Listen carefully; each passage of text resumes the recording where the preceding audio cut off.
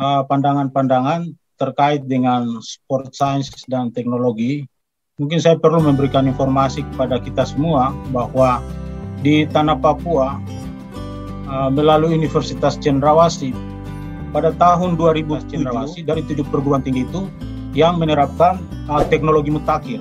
Teknologi mutakhir yang digunakan oleh Amerika dan Cina sehingga mendominasi Olimpiade dari masa ke masa, dan itu di Papua di Universitas Cendrawasih yang namanya Sport Science dan Teknologi itu sudah ada pada tahun 2007, dan kebetulan teknologi itu masuk ke Papua dan saya sebagai dosen Papua yang mengikuti training untuk aplikasi teknologi tingkat dunia pada tahun 2007, dan waktu itu saya sangat bangga sekali karena pertama kali saya gunakan untuk mengetes Persipura dan Persidafon pada tahun 2007.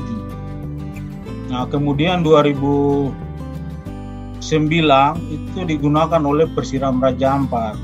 Jadi di Persipura melalui Raja Isa, sehingga waktu itu kita bisa lihat beberapa pemain Persipura seperti Ricardo Salampesi itu langsung direkomendasikan dari Unjen, hasil tes itu langsung kita rekomendasikan masuk untuk perkuat timnas Indonesia tanpa tes karena atas dasar penerapan sport science itu. Kalau Persipura itu mau di-manage baik dengan penerapan sport science, sebetulnya kita dari Unjen itu sudah ada penelitian-penelitian yang menjamin Persipura itu bisa menjadi juara Asia dan bahkan juara antar benua karena berdasarkan hasil riset yang kita lakukan. Saya terus terang waktu S2 saya melakukan penelitian sepak bola di Bali, dan doktor saya melakukan penelitian sampelnya adalah Persipura. Nah, sayangnya hasil riset atau rekomendasi ini tidak digunakan, padahal Persipura itu hasil penelitian kami itu striker terbaik Asia Tenggara itu ada di Papua. Nah, tapi riset atau sport science ini belum diterapkan secara utuh di Persipura. Nah, kalau kita berbicara sport science itu ada 8 ilmu induk yang disebut sport science, seperti anatomi dan fisiologi. Bagaimana pelatih itu bisa mendesain program latihan fisik umum menyangkut strength, kekuatan otot, kemudian general endurance, jantung, paru, dan pembuluh darah, kemudian flexibility, kelentukan.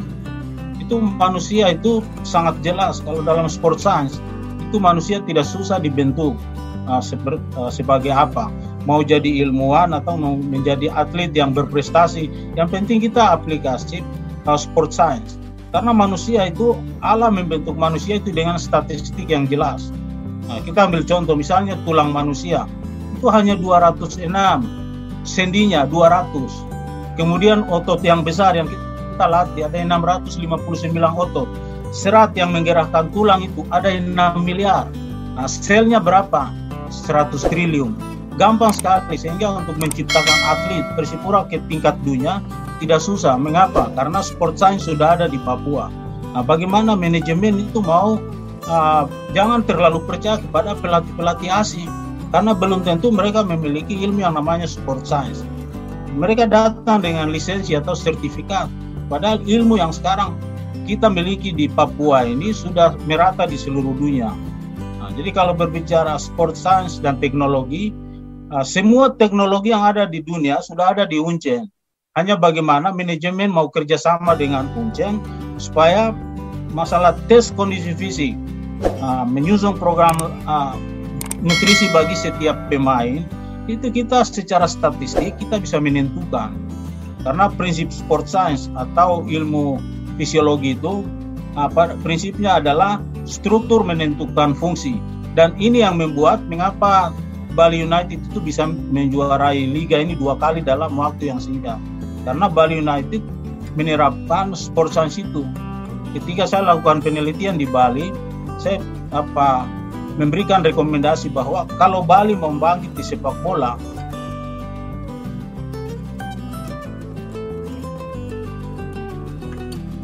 mekanika dan statistik dan itu yang digunakan.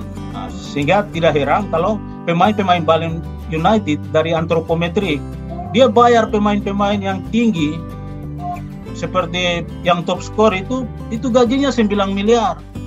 Mengapa? Karena dari antropometri struktur pemain, ini pemain yang bisa bawa Bali juara meskipun Bali bayar dengan harga yang mahal, dan itu berdasarkan rekomendasi para ahli-ahli fisiologi yang dimiliki oleh Bali United. Nah, jadi pada kesempatan ini saya ingin memberikan kesimpulan terkait dengan analisa yang saya lakukan selama performa pemain-pemain di putaran pertama dan kedua. Itu dari 10 komponen kondisi fisik seperti daya tahan, kekuatan, kecepatan, itu ada 4 unsur biomotorik atau 4 unsur fisik yang sangat lemah di Persipura. Yang pertama adalah strength.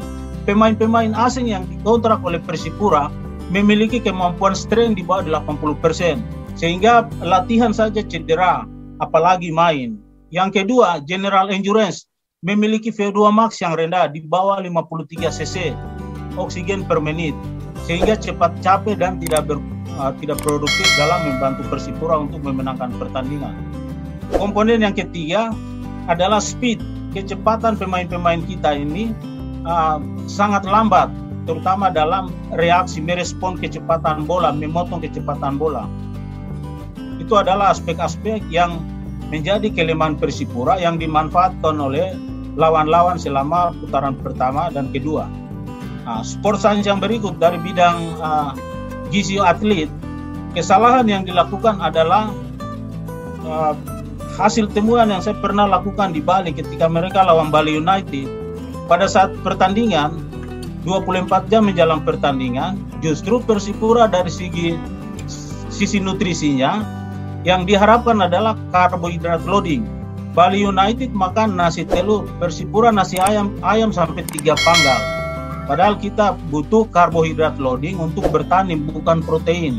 Nah, jadi dari sport science, khususnya di bidang nutrisi, itu ada pola-pola makan, kemudian waktu antara makan yang tidak dilakukan oleh Persipura, sehingga menjadi salah satu hambatan mengapa Persipura lebih sering kalah dan gagal mempertahankan juaranya selama 2 musim ini. Yang saya lihat dan temukan lagi dalam ilmu sport science, itu waktu makan, kita Indonesia punya kebiasaan makan itu pagi, siang, malam. Dalam olahraga prestasi, apalagi dalam musim kompetisi, itu hukum untuk makan itu waktu makan disesuaikan dengan jadwal pertandingan. Bukan kita main jam 10 makan jam 1 itu sudah cukup. Itu kesalahan juga. Nah, jadi dari segi sport science memang banyak hal yang harus dibenahi, banyak hal yang harus kita manage. Sehingga ke depan dengan diskusi ini kita bisa menghasilkan satu rekomendasi yang kemudian kita bisa menolong atau membantu Persipura untuk kembali cepat dalam waktu 1 musim harus naik kembali ke kasta tertinggi. Karena Persipura adalah jenderal penuh 4 bintang yang harus dijaga atau yang harus dipelihara oleh semua stakeholder, akademisi, praktisi maupun masyarakat pada umumnya harus menjaga tim ini. Karena mengapa sampai Persipura setiap bertanding ada hubungannya dengan harga diri, harkat dan martabat. Karena sesungguhnya berbicara Persipura itu terus terang, kalau berbicara Persipura sebenarnya ada 2 konsep dasar, gereja dan adat. Ini yang menjadi inti dari Persipura. Kita harus akui bahwa Persipura itu bukan hadir karena alasan apa. Mungkin pada kesempatan ini saya ingin menyampaikan ke Bapak Presiden melalui staf khususnya, Bapak Laos Rumayong. Kita berterima kasih kepada Presiden. Kenapa? Presiden ternyata sudah memaksa kita untuk kita harus ini kembali melaksanakan apa yang dilakukan oleh ISKN. Kita tahu ISKN datang ke Papua hanya membawa Alkitab dengan bola. Dan apa yang terjadi? Setiap jemaat-jemaat di tanah Papua adalah lapangan sepak bola. Maka presiden hebat, presiden luar biasa kalau sampai Papua ini jadi provinsi olahraga secara khusus provinsi sepak bola. Jadi saya pikir informasi terkait dengan sport science seperti itu, ini yang gambaran yang saya berikan kepada kita semua supaya kita sama-sama tahu bahwa sejak tahun 2007 sampai hari ini yang namanya teknologi yang digunakan di seluruh dunia sudah ada di Papua. Bagaimana manajemen terbuka sehingga aplikasi